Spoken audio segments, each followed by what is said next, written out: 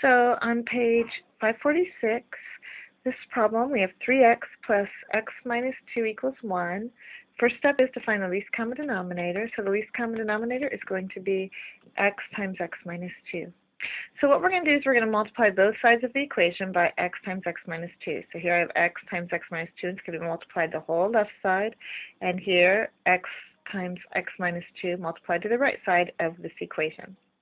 And when I do that, I then will need to use distributive property here. So I went ahead and I distributed. So I have x times x minus 2 times 3x plus x times x minus 2 times 2 over x minus 2. And over here, x times x minus 2 times 1 is just x times x minus 2. So now I'm going to go ahead, and what I notice is that these cancel out. And what I noticed is that the x minus 2's cancel out. And over here I didn't have anything in the denominator. And that was our whole goal. If we multiply both sides of the equation by the least common denominator, it eliminates our fractions. And so that's what our goal was.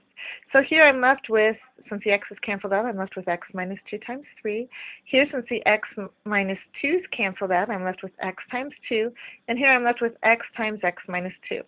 Well, now I'm going to use distributive property on everything. So this is 3 times x, which gives me 3x, and 3 times negative 2, which gives me negative 6, and 2 times x gives me positive 2x equals, here x times x squared, x gives me x squared, and x times negative 2 gives me negative 2x. Well, now I notice that this is a quadratic equation, and the way that we solve quadratic equations is that we get everything on one side of the equation and set the quadratic equation equal to 0.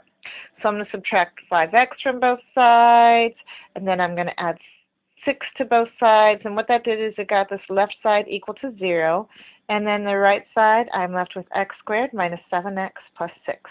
Well, now once this is set to 0, I factor my trinomial, and that factors to x minus 6 and x minus 1. And since these are both equal to 0, then what I do is I set each piece equal to 0 because of the zero product property. So I have x minus 6 equals 0 and x minus 1 equals 0. Then I solve each of these linear equations, so x is equal to 6 and x is equal to 1, and that's how that works.